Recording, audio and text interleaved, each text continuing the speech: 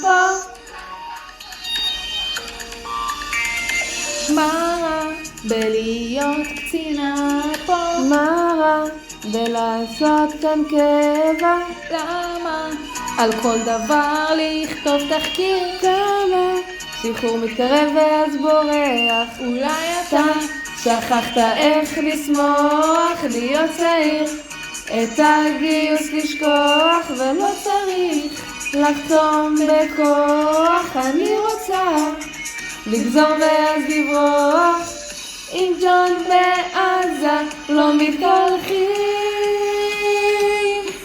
עם כל ההנפצות, כל הניקיונות, עם כל הצרות, עם כל הדרגות, מוקפת אנשים פשוטים, תמיד מציקים לי ואותי לא מבינים. בלי ההנפצות, בלי הניקיונות, בלי כל הצרות, עם כל הדרגות, כולנו אנשים פשוטים, רוצים עתיד יפה יותר, לשחרור מחכים. מה רע בלהיות שמה פה? מה רע בלעשות קצת קבע?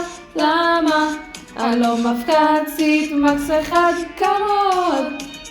עד שנשתגע, אולי את שכחת שאת אישה פשוטה עם אין דרגות. אני לא מקשיבה, לא אין תאריך לחתונה, כמוד אחכה לו שיציע, עם ג'ון בעזה לא ישנים. עם כל השחרות, כל הישיבות, עם כל הנסיעות, עם כל הביקורות, מוקפת אנשים פשוטים, הם רק מציקים לי ואותי לא מבינים.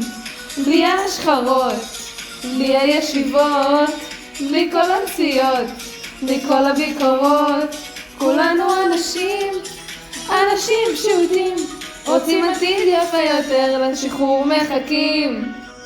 חבר!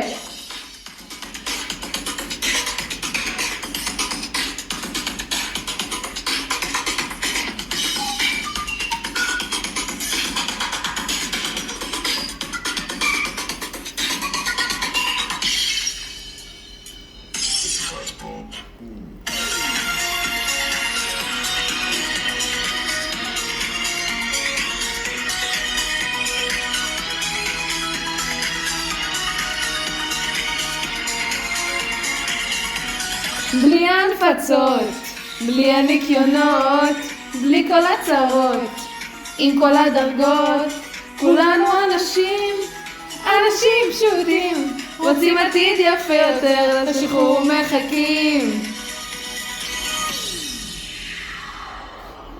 וואו, איזה אישה סתומה.